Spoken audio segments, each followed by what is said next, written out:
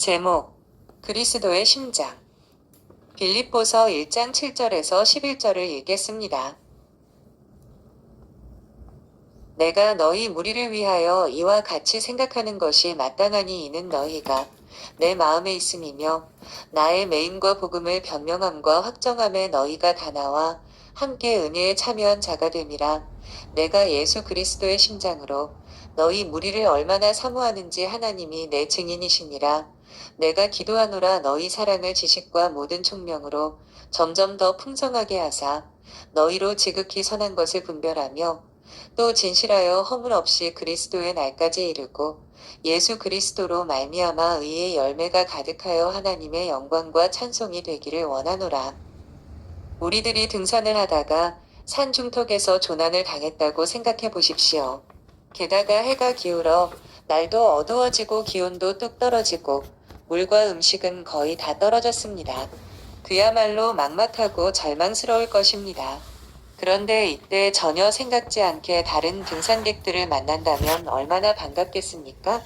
이제 물과 음식을 나눠 먹고 부상당한 사람도 치료받을 수 있고 등반에 관한 정보도 교환합니다. 그러고 나서는 그곳에서 잘 지내는 게 아니라 모두 함께 안전하게 산을 내려오는 것이 가장 중요합니다. 그러려면 치밀한 계획을 세울 필요가 있습니다.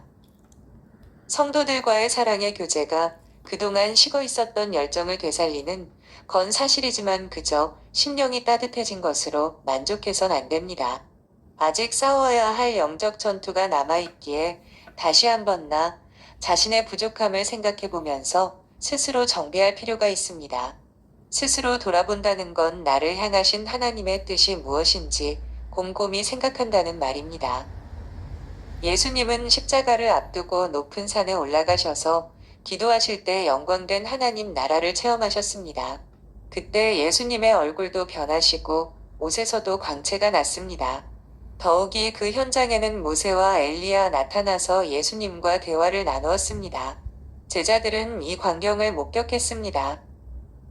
베드로는 그 영광스런 장면이 계속되길 바라는 마음에 초막셋을 짓고 하나는 주님을 위하여 하나는 모세와 엘리야를 위하여 짓겠다고 나섰습니다. 예수님과 모세와 엘리야가 나눈 대화를 전혀 알아듣지 못한 것이 분명합니다. 예수님은 모세와 엘리야와 함께 하나님의 뜻에 대해 얘기했습니다. 예수님께서 곧 십자가를 지시고 이 세상을 떠날 것이라는 이야기였습니다. 우리 번역에는 별세로 되어 있지만 원문에는 예수님의 엑소더스, 즉 떠나심에 대한 것이었습니다. 제자들은 예수님의 영광을 보고 모세와 엘리야까지 만났으니까 산 위에서 계속 있는 것이 좋았겠지만 더 중요한 것은 하나님의 뜻이었습니다. 오늘을 사는 그리스도인들에게도 그대로 적용되는 말씀입니다. 우리는 이 세상을 너무도 치열하게 분투하며 살고 있습니다. 이런 험한 세상에서 다른 성도를 통해서 물질적 도움을 받는다든가 순풍에 돛단 듯 하는 일이 술술 풀리면 우리는 굉장한 힘을 얻습니다.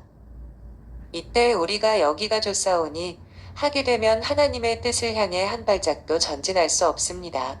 베드로처럼 감정에 치우치고 하나님이 아닌 눈에 보이는 도움을 의지하게 됩니다. 우리가 다른 성도들을 통해서 힘을 얻고 은혜를 받았으면 우리 자신에 대한 하나님의 뜻을 새로운 각도에서 생각해야 합니다. 하나님께서 지금 내게 원하시는 것이 무엇인가? 모든 성도가 함께 힘을 모아 해야 할 일이 무엇인가? 깊이 숙고할 필요가 있습니다. 바로 지금 주께서 원하시는 것이 무엇인가? 스스로에게 물어보아야 한다는 말입니다. 시도 바울은 빌립보 교인들의 격려를 통해서 큰 힘과 위로를 얻게 되었습니다.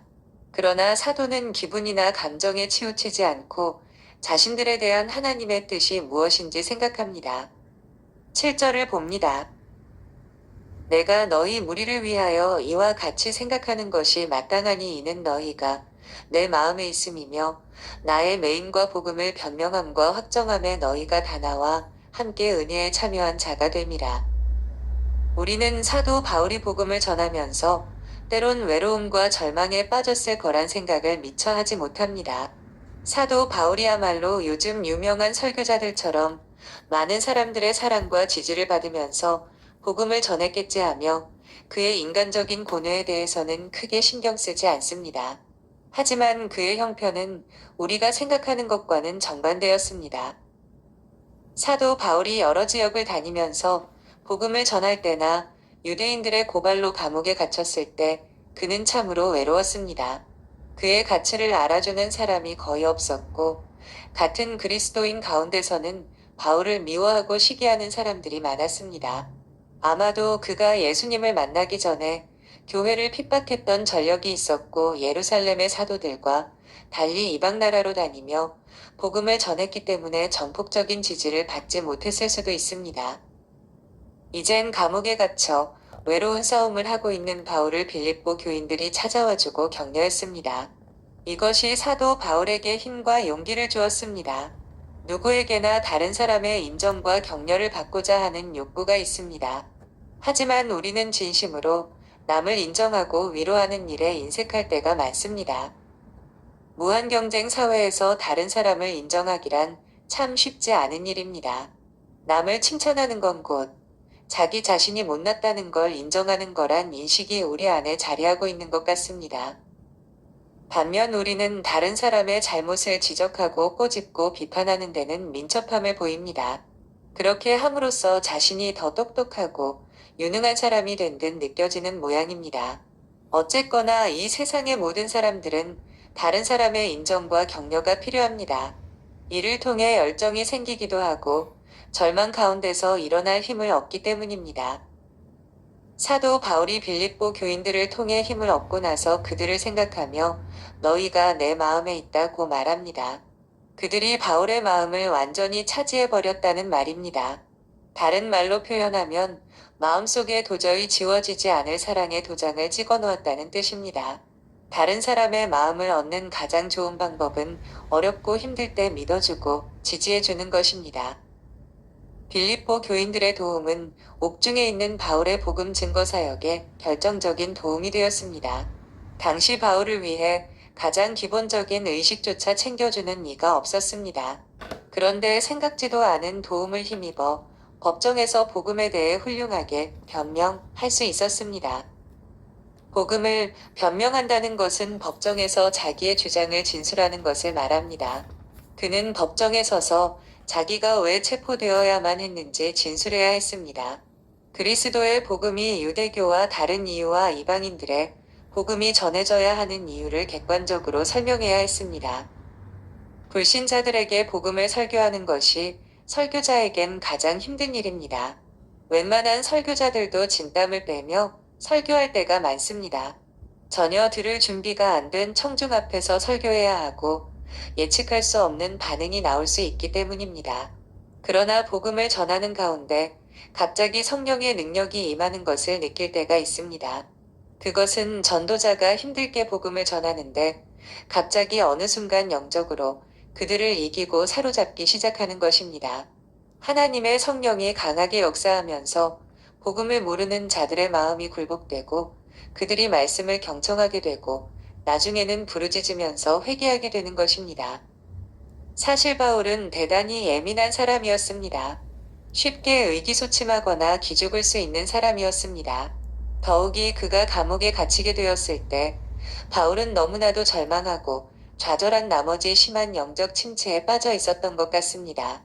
그런데 생각지도 않게 빌립보 교인들이 찾아와 먹을 것과 입을 것을 주고 재판정에 불려갔을 때 함께 있어 기도해 주었습니다. 사도 바울은 이들이 저 뒷자리에 앉아서 자리를 지켜주며 기도하는 교인들을 보는 순간 한 마리의 사자로 돌변했습니다. 그 유명하고 학식 있는 판사들과 학자들 앞에서 자기가 생각하지 못했던 지식을 말하였고 예전에 미처 알지 못했던 말씀을 쏟아부었습니다. 거기 모인 자들은 그 변증에 굴복할 수밖에 없었습니다. 사도 바울은 자기 편 한 사람도 없이 적토마를 타고 적진을 향해 돌진하는 용사가 아니었습니다. 아주 섬세하고 예민한 사람이었으며 믿음의 형제들의 사랑과 지지가 필요한 연약한 사람이었습니다. 전도의 문이 열렸음에도 기도가 오지 않아 마음이 편치 않아 복음을 전하지 못했다는 성경의 기록에서 그의 인간적인 모습이 드러납니다. 사도 바울은 법정에서 지지자 한 명 없이 복음을 설명해야 했습니다. 디모데후서 4장 16절입니다. 내가 처음 변명할 때에 나와 함께 한 자가 하나도 없었고 다 나를 버렸으나 저희에게 허물을 돌리지 않기를 원하노라. 빌립보 교회가 바울의 이러저러한 사정과 마음의 상태를 다 헤아려 그를 찾아온 건 아니었습니다. 단지 그들에게 복음을 전해준 은사니까 찾아왔고 와보니 그가 감옥에 갇혀 있었습니다. 어쩌면 그들은 바울의 설교를 한 번이라도 더 들으려고 왔는지도 모릅니다. 하지만 결론적으로 바울은 그들을 통해 용기를 얻었습니다. 그의 복음 사역에 얼마나 큰 도움이 되었는지 모릅니다. 오늘날 전도자나 설교자들에게도 마찬가지입니다. 그들에겐 작은 관심이 필요합니다. 격려의 말이든 물질적인 도움이든 진심 어린 도움이 그들의 몸과 영혼을 북돋웁니다. 힘 있게 하는 것은 작은 관심과 격려와 물질적인 도움일 때가 많습니다. 사랑하는 사람과 가까이 하고 싶은 것이 인간의 보편적인 마음입니다. 사랑하는 이가 있는 곳으로 향하는 열차나 고속버스만 보아도 마음이 두근거립니다. 서로 사랑의 교제를 나눔으로 사랑을 확인하고 싶은 욕망이 있기 때문입니다. 사도 바울도 그토록 사랑하는 이들이 있었습니다. 얼마나 보고 싶은지 예수 그리스도의 심장으로 사모한다고 말합니다. 그들은 바로 빌립보 교인들입니다. 신체의 장기는 모두 중요하지만 그 중에서도 심장은 정말 결정적인 장기입니다. 그래서인지 예부터 중요한 맹세를 할 때 심장 위에 손을 올려놓았고 극심한 고통을 당하거나 고통당하는 사람을 보면 심장이 터질 것 같다는 표현을 사용했습니다. 사도 바울도 심장의 소중함을 알고 있었습니다. 아마도 그는 감옥 안에서 주님에 대하여 수없이 생각했을 것입니다. 그런데 어느 날 그의 모든 생각을 딱 멈출 정도로 놀라운 생각이 하나 떠올랐습니다. 예수님이 겟세마네 동산에서 십자가를 앞두고 기도하실 때와 십자가 위에서 고통 중에 죽어가실 때를 묵상하게 되었습니다. 겟세마네 동산에서 십자가를 앞에 두고 기도할 때 얼마나 간절히 기도하셨던지 땀이 피처럼 되어 흘렀다고 했습니다. 이것은 그의 온 심장을 다 쥐어짜는 기도를 드렸기 때문입니다. 그래서 사도 바울은 이 세상에서 다른 사람을 사랑하는 사랑 중에서 가장 간절한 사랑이 무엇일까 생각하다가 바로 예수 그리스도의 심장으로 사랑하는 것이라는 깨달음을 얻었습니다. 그는 자기도 예수님의 심장으로 다른 사람들을 사랑하기로 작정한 것 같습니다. 이것은 자기 안에 있는 마지막 피 한 방울까지 다 바쳐서 다른 형제나 자매를 사랑하는 것입니다. 사도는 자기 심장도 아니고 예수님의 심장으로 빌립보 교인들을 보고 싶어 했습니다. 그러면서 혹시라도 이 말을 과장된 표현으로 생각할까 해서 하나님이 내 증인이시라고 분명하게 못을 받고 있습니다. 이로써 사도 바울은 자신의 말이 절대 인사치레가 아님을 강조합니다. 바울에게 큰 격려가 되었던 것은 큰 교회의 유명한 사람들이 아니었습니다. 아주 작은 교회였고 힘도 없었지만 바울을 믿어주고 어려울 때 함께 해주었던 그들이 진정으로 사도 바울을 돕는 자들입니다. 사도 바울은 빌립보 교인들을 생각하면 가슴이 터질 것 같고 그들에게 어떤 감사의 표현을 해도 아깝지 않은 마음이 들었던 것입니다. 예를 들어서 어떤 교인을 생각하는데 생각하는 것 자체가 골치 아프고 기분 나쁘다면 서로에게 불행한 일입니다. 반면에 너무 보고 싶어서 심장이 터질 것 같은 사람이 있습니다. 그들을 위해서라면 그 어떤 것이라도 아끼고 싶지 않습니다. 얼마나 복된 관계입니까? 우리는 누군가에게 받은 사랑과 호의를 잊어서는 안 됩니다. 물론 그를 통하여 나를 도우신 분은 하나님이십니다. 그럼에도 그가 하나님께 사랑의 통로로 쓰임 받은 것은 매우 귀한 일입니다. 그래서 우리는 언제나 하나님께 감사할 뿐더러 사랑의 메신저로 쓰인 사람에게 대한 감사도 잊지 않습니다. 사도는 여기서 그동안 금기시하던 일들을 하고 있습니다. 그는 자기 심장도 아니고 예수님의 심장을 언급합니다. 그리고 예수님이 맹세하지 말라고 했는데도 하나님을 증인으로 내세워서 맹세합니다. 그 이유가 무엇입니까? 도움을 준 사랑하는 자들에게 그 사랑에 대한 감사를 표현하는 것이 얼마나 중요한지 깨닫기 때문입니다. 우리의 신앙이 어릴 때에는 너무나도 자기중심적이어서 다른 사람의 도움을 당연한 듯이 받아들입니다. 그러나 나중에 철이 좀 들고 나면 나를 도와준 사람이 자기 것을 희생하면서 도왔다는 사실을 깨닫게 됩니다. 사람이 성숙하면 성숙할수록 감사의 표현을 많이 하게 됩니다. 그리스도인들이 진정으로 성숙해졌다면 이웃에 대한 예의도 간과하지 않을 것입니다. 우리가 신앙적으로 어릴 때에는 진리에만 집중한다는 핑계로 다른 사람에게 무관심하기가 쉽습니다. 그래서인지 자기를 위해 베풀어준 수고와 배려를 너무 쉽게 생각할 때가 많습니다. 하지만 시간이 지나 철이 좀 들고 보면 진리에 대한 집중 안에 교묘하게 숨은 아집과 독선을 보게 됩니다. 그리고 사소하게 생각했던 인간적인 사랑과 관심이 얼마나 우리의 신앙을 풍성하게 하는지 깨닫습니다. 아마 여러분도 많이 공감할 것입니다. 지난날에 미성숙했던 신앙을 생각하며 얼굴이 빨개지는 분들도 꽤 많을 거라 생각합니다. 이제 우리는 다른 사람을 격려하고 위로하는 것이 얼마나 귀한 일인지 깨달았습니다. 그렇다면 어떤 것이 가장 큰 도움이요 위로가 될 수 있을까요? 물질적인 도움이나 직접 만나주는 것도 귀하지만 경건서적이나 말씀 테이프를 선물함으로써 진리의 말씀을 전해주거나 진심으로 기도해주는 것이 더욱 귀한 격려와 섬김이 아닐까 생각합니다. 우리가 아무리 지혜로워도 사람의 속사정을 모두 헤아릴 수는 없기에 우리는 돕는다고 한 일이 오히려 상처를 줄 수도 있습니다. 하지만 그를 위해 기도하는 것은 언제나 그에게 필요하고 그런 부작용도 없습니다. 우리가 기도하면 하나님께서 그의 모든 필요를 채워주십니다. 그러므로 다른 사람을 위해 많이 기도하시길 바랍니다. 그러면 정말 많이 사랑할 수 있습니다. 사도 바울도 빌립보 교인들을 위해서 기도했습니다. 본문에는 그들을 위한 기도 내용이 기록돼 있습니다. 사도는 빌립보 교회의 강점에 대해 감사하고 약점은 격려하면서 기도문을 적어내려 갑니다. 9절을 봅니다. 내가 기도하노라 너희 사랑을 지식과 모든 총명으로 점점 더 풍성하게 하사. 빌립보 교인들의 사랑과 열정은 대단했습니다. 이 점에 있어서는 다른 어떤 교인들보다 더 뜨거웠습니다. 그런데 빌립보 교인들에게 부족한 것이 있었으니 바로 지식과 총명이었습니다. 즉 그들에게는 성경의 지혜가 부족했던 것 같습니다. 아마도 사도 바울은 빌립보 교인들이 자기를 도우려고 로마에 왔을 때 그것을 느꼈던 것 같습니다. 빌립보 교인들은 어떤 일이든지 관심을 가지고 열심을 내었던 모양입니다. 그러나 그들의 신앙은 현저하게 전진하지 못했습니다. 하나님의 말씀을 잘 배워가지 못했기 때문입니다. 하나님의 말씀은 마치 선박의 엔진과 같습니다. 엔진이 약하면 배가 앞으로 나가지 못하고 계속 제자리를 맴돈다고 합니다. 빌립보 교인들은 진리 위에 더 든든히 설 필요가 있었습니다. 그래야 더 높은 성숙으로 나아갈 수 있었습니다. 그렇습니다. 신앙에 있어서 균형은 아무리 강조해도 지나치지 않습니다. 그렇다고 균형을 위해서 열심을 자제하라는 말이 아닙니다.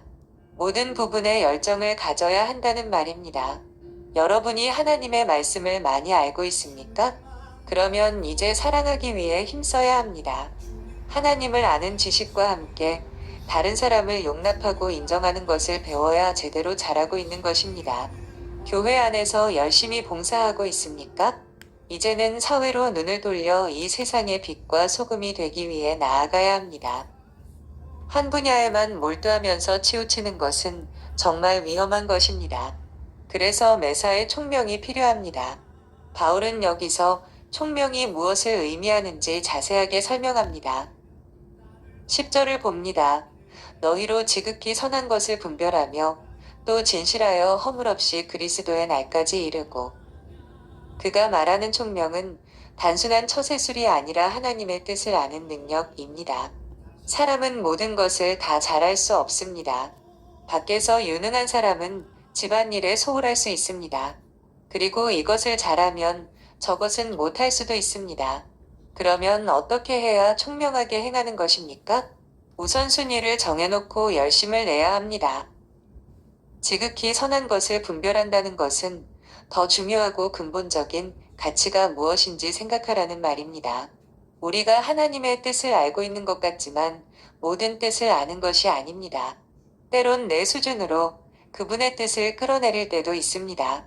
예를 들어 누군가를 돕는 것이 정말 하나님의 뜻인 것 같은데 자기가 그를 도울 아무런 힘이 없다면 그것으로 좌절할 것이 아니라 정부나 구호단체를 통해 전략적으로 도울 수도 있을 것입니다. 이것이 총명입니다.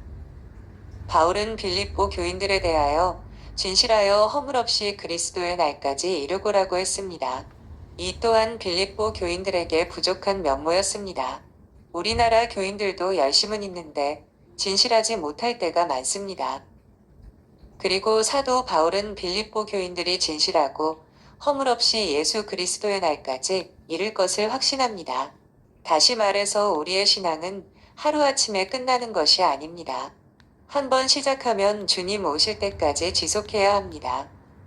오래도록 하나님께 붙들려 사용되는 비결이 무엇일까요? 그것은 처음부터 바른 동기로 시작하는 것입니다. 그러면 무리 없이 오래오래 쓰임받을 수 있습니다. 믿음의 원칙에 충실해야 합니다. 진실성과 허물없는 생활이 배이도록 훈련해야 합니다. 진실하지 않으면 열매가 오래가지 않기 때문입니다. 진실하지 않은 사람이 하는 일은 얼마 가지 않아 부패한 열매를 낼 것입니다. 신앙은 한쪽으로 치우치기 쉽습니다. 지혜가 있는 사람은 사랑이 부족하거나 진실하지 못합니다. 기도에 열심히 있는 사람은 말씀에 관심이 없습니다. 또 전도에 치우쳐 있는 사람은 교회로서 자라는 공동체성이 부족하기 쉽습니다. 사도 바울은 골고루 균형이 있게 자라야 큰 능력이 나타난다고 말합니다. 아이들이 자랄 때 아무리 많이 먹여도 주요 영양소 중 하나라도 결핍되면 발육부진에 빠집니다. 한쪽으로 치우친 성장은 당장엔 좋은 것 같지만 어느 정도 시간이 지난 후에는 아무리 몸부림을 쳐도 자라지 않습니다. 하나님께 우리 신앙에서 부족한 부분을 채워달라고 기도해야 하는 것입니다. 우리는 지극히 선한 것을 분별할 수 있어야 합니다. 그냥 선한 것이 아닙니다. 나의 수준의 선한 것이 아닙니다. 내가 좋다고 생각하는 것 이상의 뜻이 있습니다. 우리의 분별력이 거기까지 미쳐야 합니다. 우리 모두 자기 수준의 좋은 대로 하기 때문에 그리스도의 날까지 지속되지 못하고 중도 하차할 때가 많은 것입니다. 막연히 좋은 게 좋다는 식으로 밀어붙여서는 안 됩니다. 우리 안에 주님의 은혜가 가득하게 되고 하나님 나라의 영광에 참여하며 귀하게 쓰임받는 교회가 되기를 소망합니다. 아멘.